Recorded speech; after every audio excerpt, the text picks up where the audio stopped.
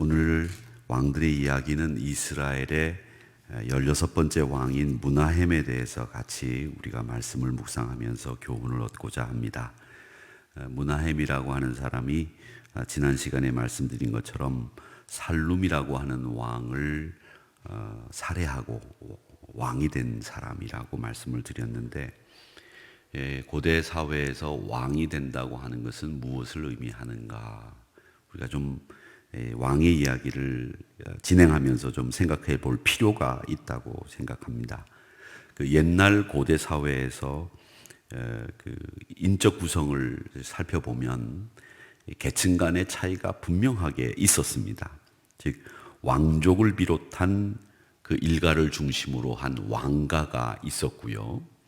또 그 가족들과 나라를 위해서 헌신적인 충성을 다하는 귀족 세력이 있었고, 그 밑에 무력을 사용해서 왕족과 나라를 지키기 위한 호위무사, 기사단, 이런 무력을 사용하는 사람들이 있었습니다. 또 그리고 그 밑에 일반 평민들과 천민들로 구성이 되어 있는 것이 옛날 계급사회, 고대 중근동도 마찬가지겠죠. 어디나 비슷한 이 구조를 가지고 있었던 왕가가 다스리는 나라의 형태였습니다. 우리나라에서는 삼국시대 신라가 골품제도라고 하는 것을 운영했던 것을 여러분 아실 겁니다. 성골, 진골, 화랑, 화백제도, 이런 제도를 통해서 사회에 계급이 뚜렷이 나눠져 있었고, 성골인 경우에, 진골인 경우에 자신들의 계급을 상승시킬 수 있는 제한이 있었다라고 하는 것을 역사에서 우리가 배운 적이 있습니다. 자, 그렇다고 하면 이스라엘 사람들에게 있어서 왕이라고 하는 의미는 무엇인가라고 하는 것을 좀 생각해 볼 필요가 있는데, 이스라엘 사회에서의 왕을 이야기하기 전에 우리는 성경에 나오는 이스라엘 사람들이 사무엘 선지자 때부터 자신들을 다스릴 왕을 보내달라라는 요청을 계속 사무엘 선지자에게 했다는 것을 알고 계실 겁니다. 이스라엘 사람들이 왕을 찾았다라고 하는 것은 무엇 때문일까? 이 부분에 대해서 우리는 그 역사적인 배경과 그 사람들의 생각을 살펴보면, 그 사람들이 왜 이런 연유에서 왜 왕을 찾았는가라는 것을 알 수 있는데, 지금 우리 생각에는 대통령 또 혹은 국무총리, 총리, 수상, 이런 사람을 찾았다고 생각하기 쉬운데, 그 배경을 살펴보면 우리가 이 왕을 찾았다고 하는 것이 얼마나 하나님 앞에서는 경건하지 못한 일이었는지를 알 수 있는 부분이, 이스라엘 사람들뿐만 아니라 중근동의 사람들은 왕이라고 하는 존재는 신으로부터 권한을 위임받아서 백성을, 나라를 다스리는 사람이라고 하는 분명한 왕권에 대한 가치관이 있었던 때입니다. 이집트의 경우에서도 보면 왕은 곧 신이라고 하는 등식이 성립되어 있었고요.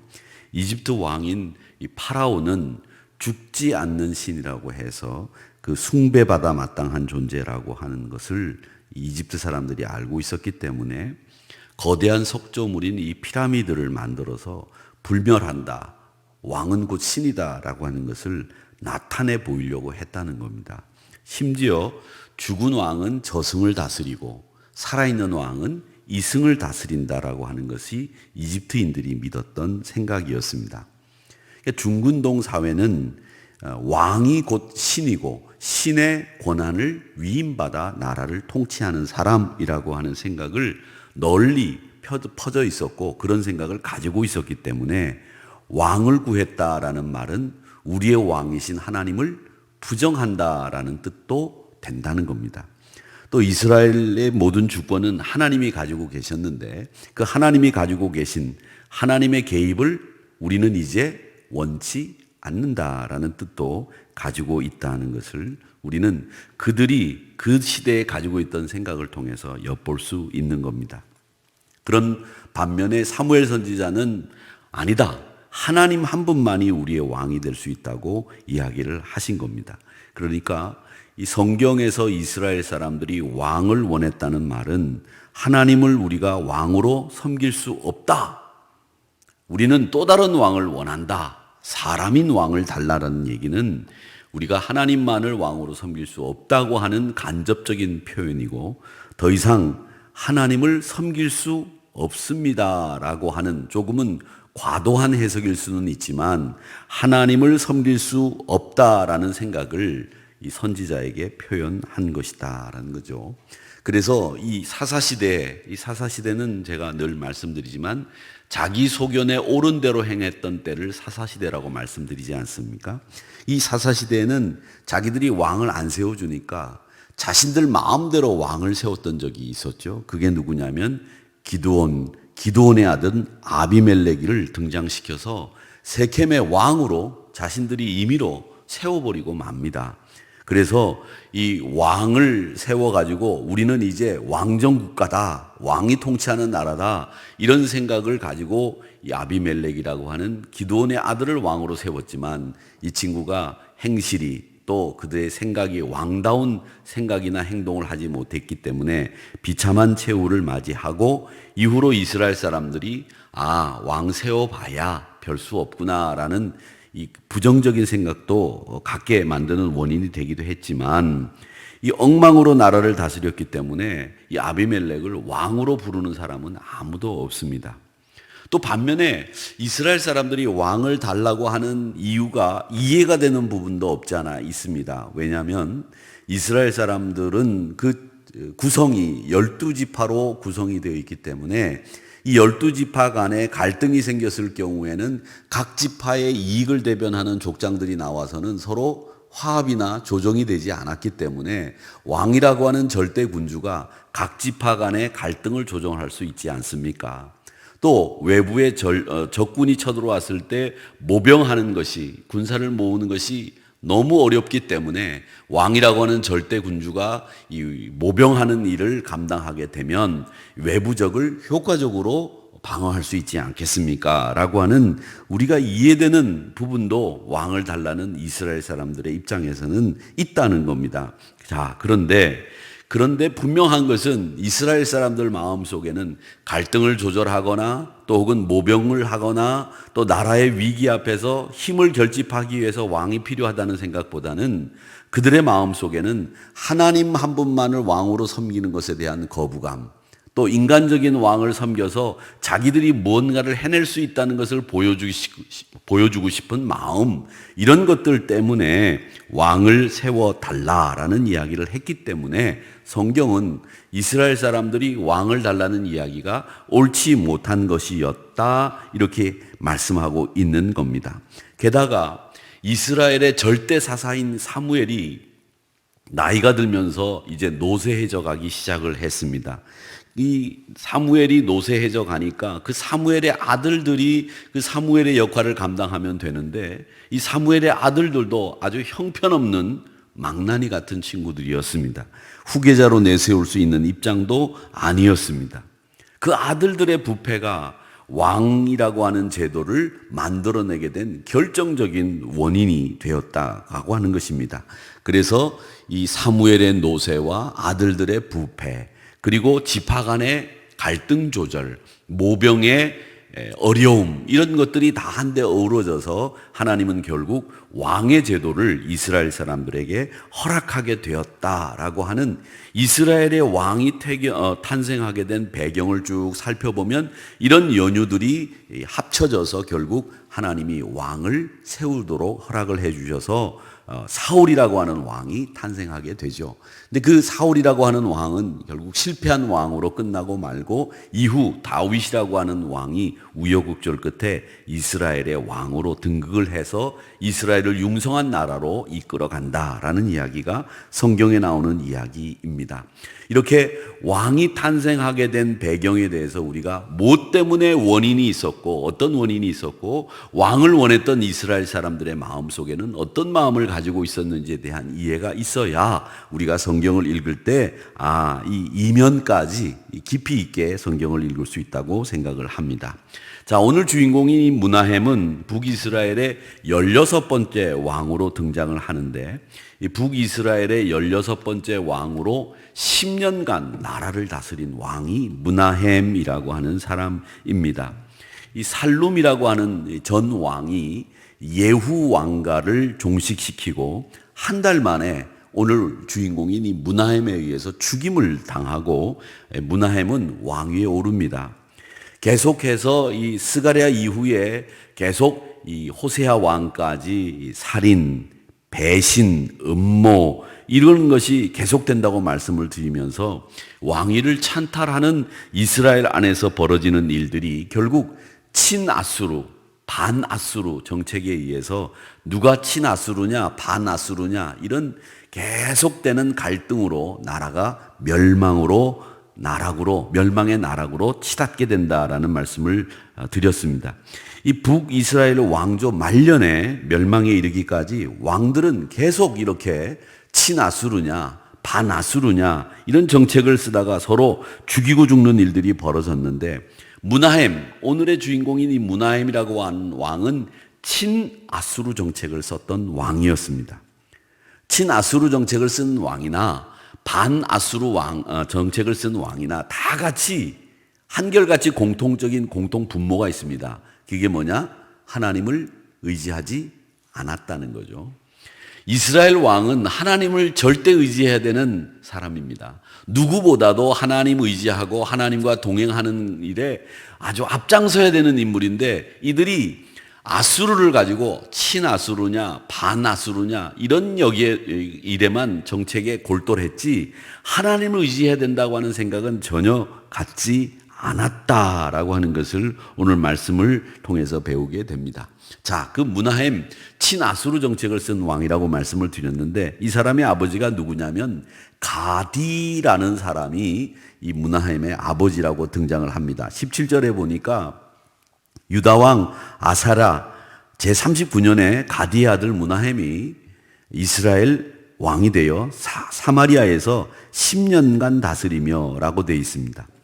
이 아버지, 므나헴의 아버지 가디가 어떤 사람인지에 대해서는 성경에서 말하고 있지 않지만 그래도 아버지의 이름이 성경에 기록됐다라고 하는 것은 어느 정도 이 사람의 이름을 성경에 기록할 만하기 때문에 이름을 기록한 것이다. 이렇게 생각을 합니다. 그래서 어느 정도 당시에는 유명한 그리고 세력이 있는 인물이 아니었겠는가 이렇게 추측들을 하고 있는데 이 므나헴이라고 하는 이름의 뜻은 안위자 혹은 위로자라는 뜻입니다.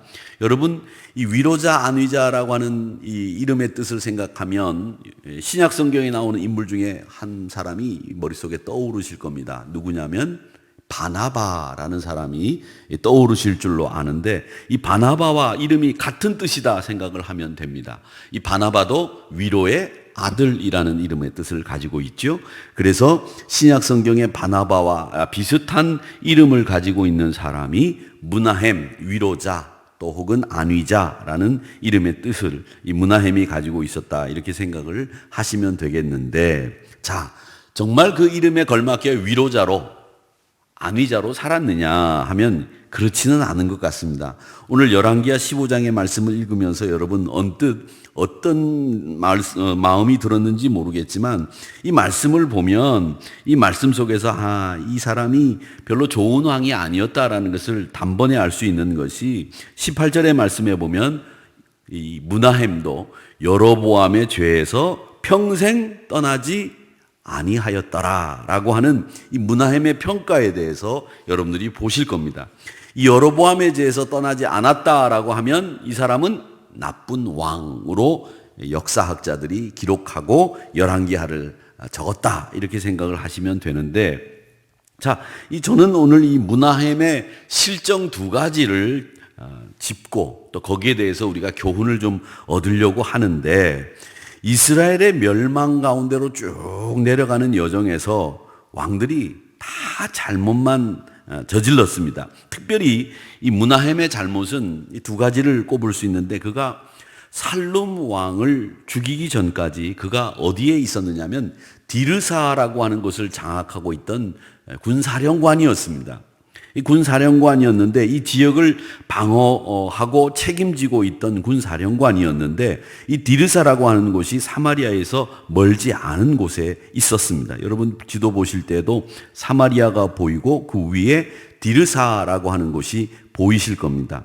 이 열왕기하 15장 14절 말씀에 보면 이 가드엘의 아들 무나헴이 디르사에서부터 사마리아로 올라가서 이렇게 되어 있습니다. 그러니까 이 디르사 지역의 군사령관이었던 이 무나헴이 그 군대를 이끌고 사마리아 수도로 올라가서 쿠데타를 일으켜서 이 살룸을 죽이고 자기가 왕이 됐다라는 이야기가 14절의 말씀입니다. 자, 그런데 이 14절에 이 무나헴이 왕이 되고 난 뒤에 무나헴은 다시 디르사로 내려갑니다. 지도를 아까 조금 전에 보셨지만 사마리아에서 왕위를 찬탈해서 왕이 된 그가 디르사로 다시 내려가서 하는 일이 있습니다. 그게 뭐냐면 이 디르사 위쪽으로 여러분 보실 때 지도에 맨 왼쪽에 보면 오른쪽이군요. 맨 오른쪽 상단에 보면 딥사라고 하는 곳이 보이실 겁니다. 이 딥사라고 하는 곳이 보일 텐데 이 딥사 지역 사람들을 공격했습니다. 그게 16절에 나오는 내용인데 그때에 무나헴이 디르사에서 와서 딥사와 그 가운데 있는 모든 사람과 그 사방을 쳤으니 이는 그들이 성문을 열지 아니하였습니다. 그러므로 그들이 그곳에 그곳을 치고 그 가운데 아이벤 부녀를 갈랐더라. 그렇게 되어 있습니다. 그래서 왕이 되고 난 뒤에 군사를 이끌고 디르사로 내려가서 조금 전에 지도로 보셨던 그 딥사라고 하는 지역에 있는 사람들을 다 쳤는데 어떻게 쳤느냐? 그 친 모습을 한마디로 묘사해 둔 말씀이 나오죠. 아이벤 부녀를 갈랐더라. 잔인하게 거기 있는 사람들을 학살했다는 얘기입니다. 한마디로 얘기하면 그 학살한 이야기를 오늘 열왕기하 15장 16절 말씀에 기록해 두고 있는 겁니다. 왕이 된 이후에 나라를 잘 다스리기 위해서 모든 세력을 규합하고 모든 세력의 호소나 소원을 들어주어서 그 소원이나 호소나 그동안 이루어지지 않았던 일, 그동안 이 나라를 위해서 다스려야 될 때 이 국민들의 소리를 듣지 못했다고 한다면 그 백성들의 소리를 듣고 그 소리를 듣고 그 소리에 합당하게 정책을 펴나가는 것이 왕이 된 사람들이 해야 될 일인데 이 무나헴은 왕이 되자마자 자기가 지역사령관으로 있던 디르사로 내려가서 군사를 이끌고 딥사를 치고 그냥 치는데 치는 것만 아니라 얼마나 잔인하게 쳤는지 아이를 벤 부녀까지 갈랐다라고 하는 묘사가 나올 정도로 잔인하게 딥사 사람들을 학살했다라는 이야기가 이 무나헴이 왕이 되자마자 첫 번째로 한 일이었다는 거죠. 여러분, 왕위에 오른 사람들이 자신을 반대하는 사람도 수용하고 또 그들을 인정하는 자세도 필요하고 통 큰 정치를 해야 되는데 용서를 베풀고 이해도 해야 되는데 그렇지 않으면 자신도 똑같이 그렇게 당하게 되어 있는 것이 역사에서 우리가 배우는 교훈인데 이 무나헴은 그렇지 못했다는 겁니다. 용서할 수 없었던 일이죠. 왜 용서할 수가 없었느냐? 여러분, 이 딥나 사람들이 이 무나헴이 살룸을 죽이고 왕위를 찬탈할 때 가장 극렬하게 반대했던 사람들이 딥나 사람들이었습니다. 그러니까 딥나 사람들이 무나헴이 살룸을 죽이는 것에 대해서 가장 반대하고 말하자면 요즘 데모를 한 거예요. 무나헴이 왕이 돼서는 안 됩니다. 살룸이 무능하다고 할지라도 그 사람을 칼로 죽이고 반역하고 구테타로 왕위에 오르는 일은 계속해서 이스라엘을 그런 일에 소용돌이에 휘말리게 할 수밖에 없는 일이기 때문에 그걸 해서는 안 된다라고 하는 것이 딥사 지역 사람들의 마음이었습니다. 그리고 그 사람들의 뜻이었습니다. 그래서 성문을 열지 않았다고 하는 것은 우리는 무나헴을 왕으로 인정할 수 없다라고 하는 것을 표현한 말씀이 이 무나헴이 왕이 될 때 성문을 열지 않았다라는 표현이 나오는 거죠. 그러니까 이 성문을 열지 않았던 이 딥사 지역을 회유하고 또 화해하기 위해서 사절을 보내고 또 같이 서로 힘을 합할 방안을 모색하기 위해서 그들과 대화하는 일을 하지 않고 디르사로 내려가서 군사를 일으켜서 딥나 사람들을 싹 다 딥사 지역 사람들을 죽여버렸다라는 것입니다. 그 딥사 사람들이 결국은 이렇게 아이벤 부녀까지 갈랐던 일을 당했다라는 거죠.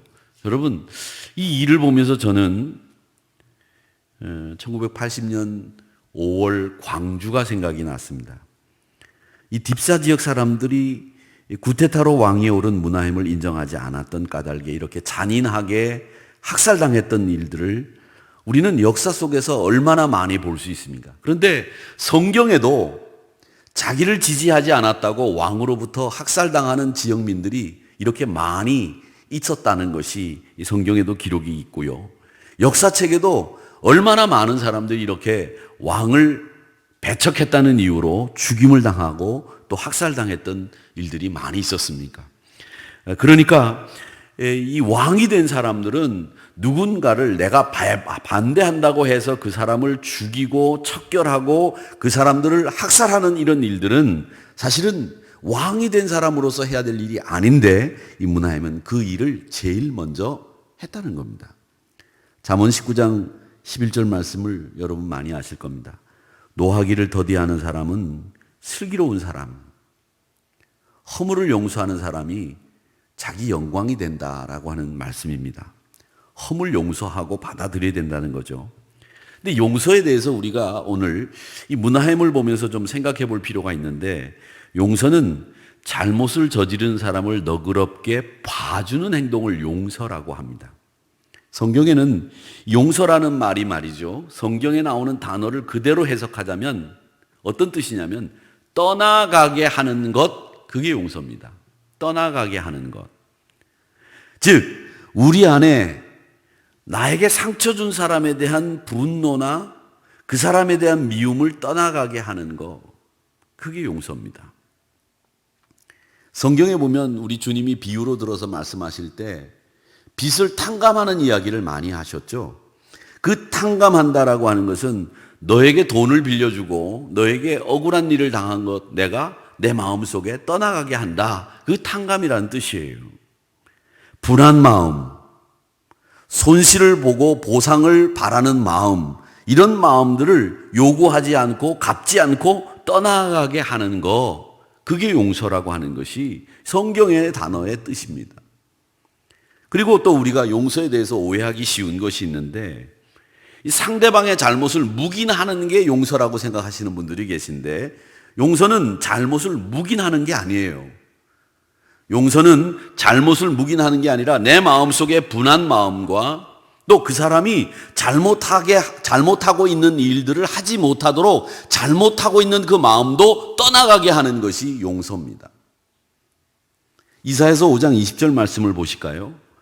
악을 선하다고 하고 선을 악하다고 하며 흑암으로 광명을 삼으며 광명으로 흑암을 삼으며 쓴 것을 단 것으로 삼으며 단 것을 쓴 것으로 삼는 자들은 화 있을진저. 잘못했는데 잘못했다고 말하지 않는 것도 화 있는 거고, 밝은 빛을 어두움이라고 이야기하는 것도 잘못한 거고 화 있다는 거예요. 어두움을 밝다고 이야기하는 것도 화 있는 거다. 잘못한 건 잘못한 거다고 얘기하는 것이 맞다.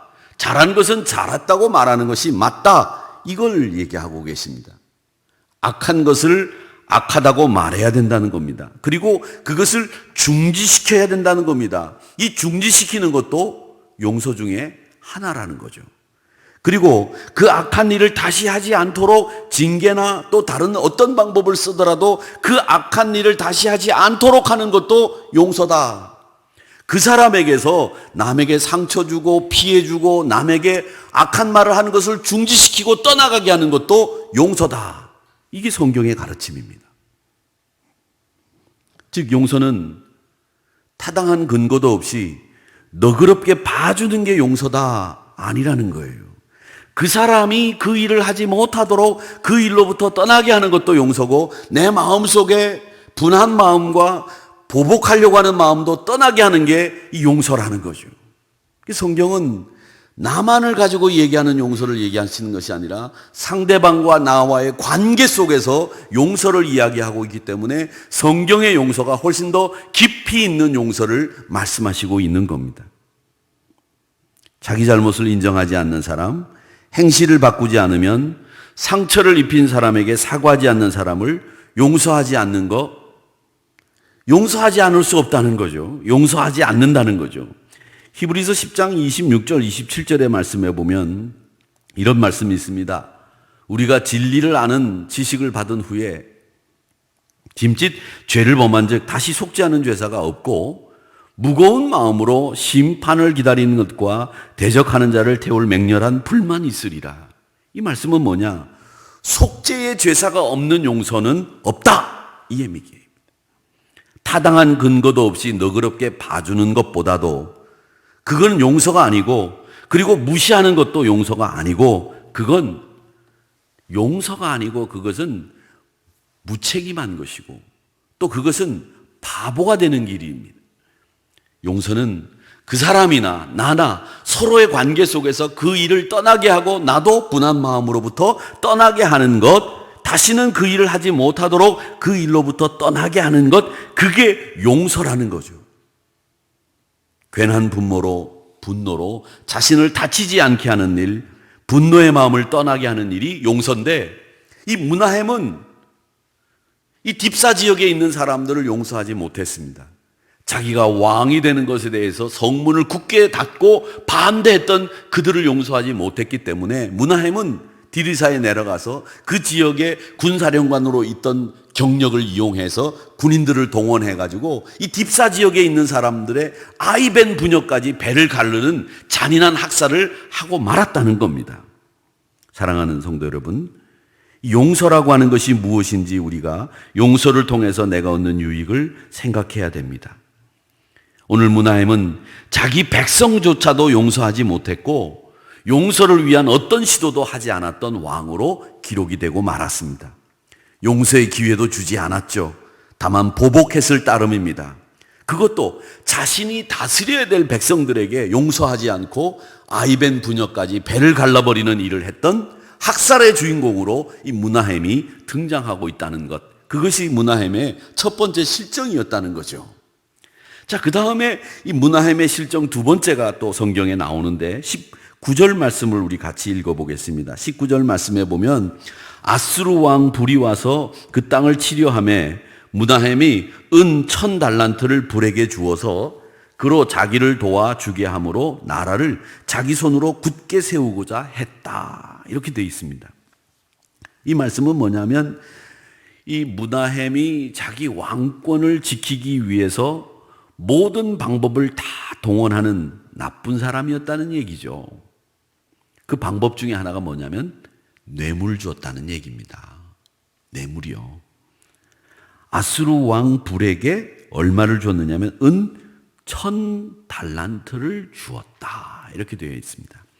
이 은 1000달란트가 도대체 얼마냐 이렇게 궁금해 하실 분들이 계신데, 고대 사회는 지금은 이 금과 은의 가격 차이가 굉장히 커요.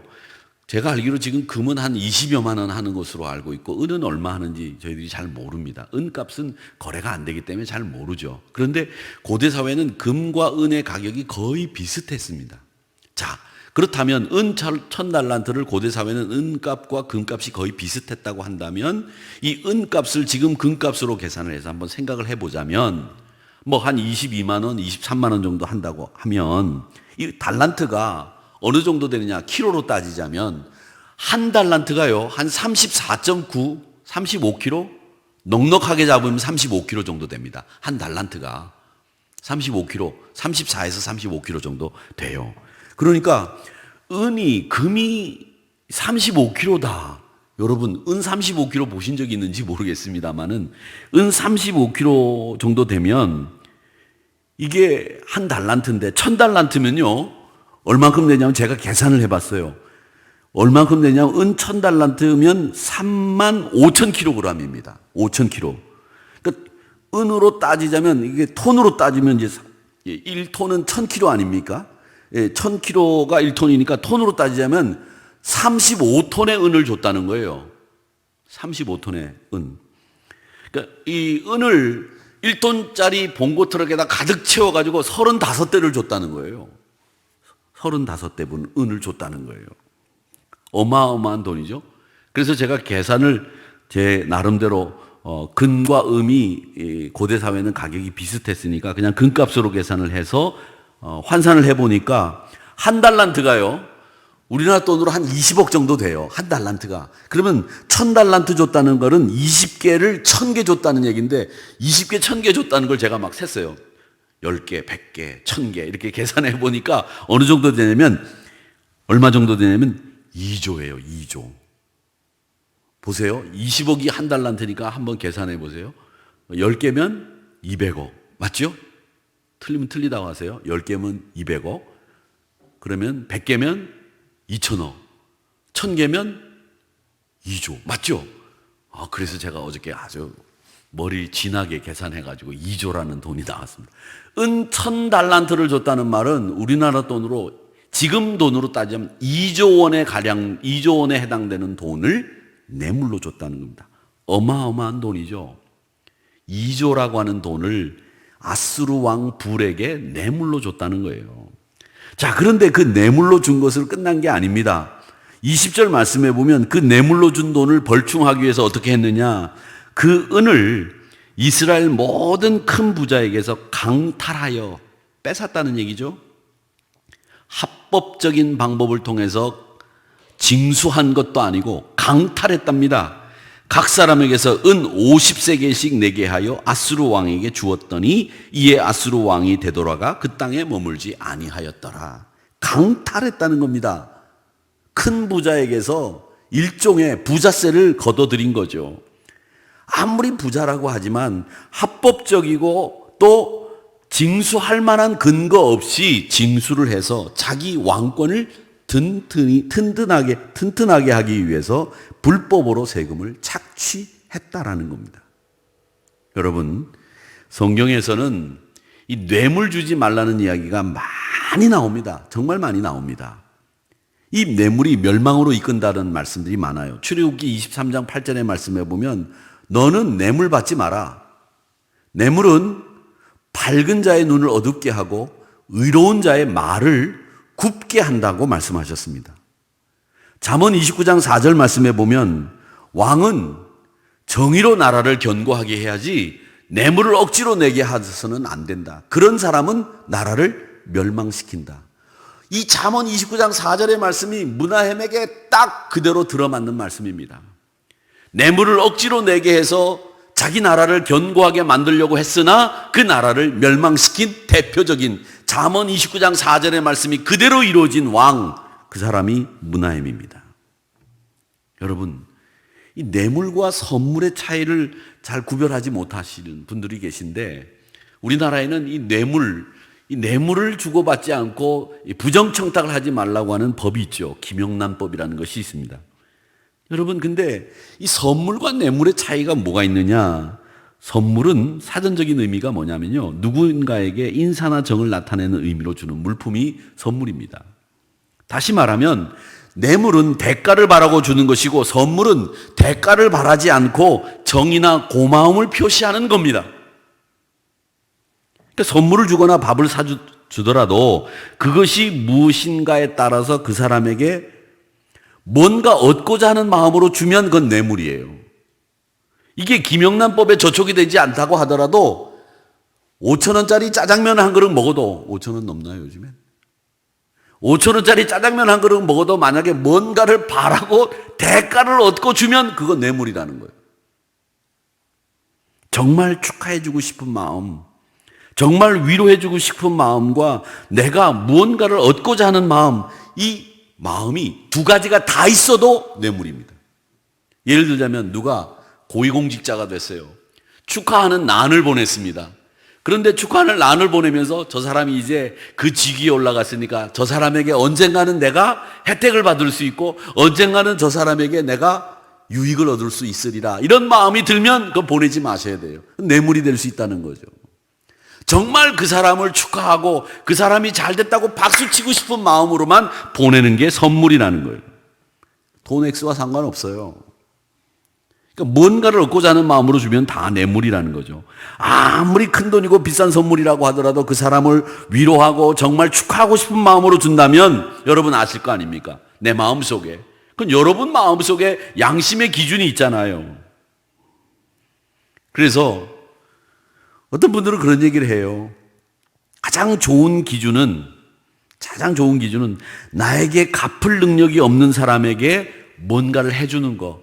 그게 제일 좋은 거다는 거예요. 나에게 뭔가 힘이 있어 보이는 사람, 갚을 수 있는 사람에게 주는 건 거의 대부분 뇌물이 되기 쉽다 이겁니다. 힘없는 사람에게 주는 거, 갚을 능력이 없는 사람에게 주는 거, 그건 뇌물이 될 수가 없죠. 내가 뭔가를 기대할 수 없는 사람에게 많은 것을 나누고 베풀 수 있는 삶, 이게 우리 성도들의 삶이라는 거죠. 이제 저희들이 이 코로나 바이러스로 경제가 거의 파탄에 이를 지경으로 지금 흘러가고 있어서 나라가 경제팀들이 지금 굉장히 머리를 짜내고 대책들을 막 발표하고 있습니다. 교회들도 다 어렵고 힘들고 성도들의 삶도 힘듭니다. 지금 무급휴직을 받지 않는 분들이 없을 정도로 여기저기서 난리들이 막 소리들이 들리고 있는데, 이럴 때 우리가 베푸는 것이 진짜 선물이죠. 호의죠. 나도 어렵고 너도 어렵고 네가 갚을 능력이 없을 때 내가 너를 도와준다.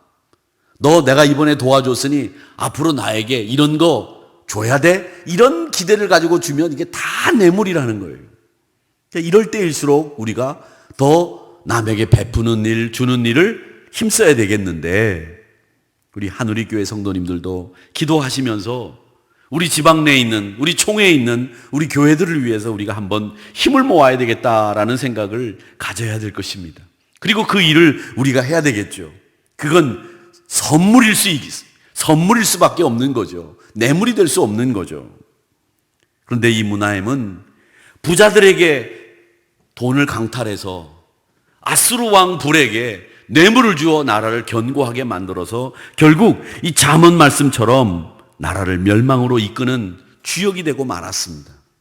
사랑하는 성도 여러분, 우리 믿음의 사람들은 하나님의 의와 하나님의 말씀이 견고하게 세워져서 나라가 견고해지고 말씀에 순종해서 하나님이 다스리는 나라가 되기를 위해서 기도할 때 나라가 견고해진다는 것을 알아야지, 누구에게 선물을 주고 뇌물을 주고, 선물이 아니죠, 뇌물을 주어서 그 나라를 견고하게 만들려고 하는 그 생각 자체가 잘못됐다고 하는 것을 이 문하임을 통해서 배우게 되는 겁니다.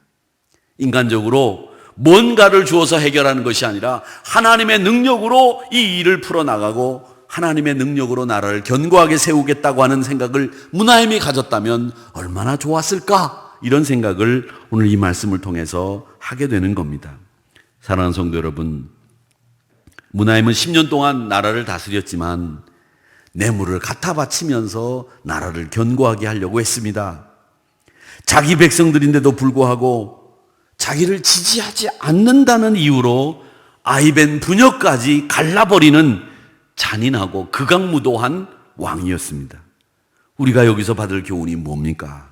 용서할 줄 아는 사람, 용서가 어떤 의미를 가지고 있는지를 알고 그 용서의 사람이 되어야 되겠다라고 하는 교훈을 받고, 그 용서의 사람은 나의 분노로부터 떠나게 하는 일, 그 사람이 악한 일을 하게 하는 것으로부터 떠나게 하는 일이 용서이고, 또 뇌물을 주는 일보다는 하나님을 의지하는 일이 우리에게 필요하다는 교훈을 받습니다.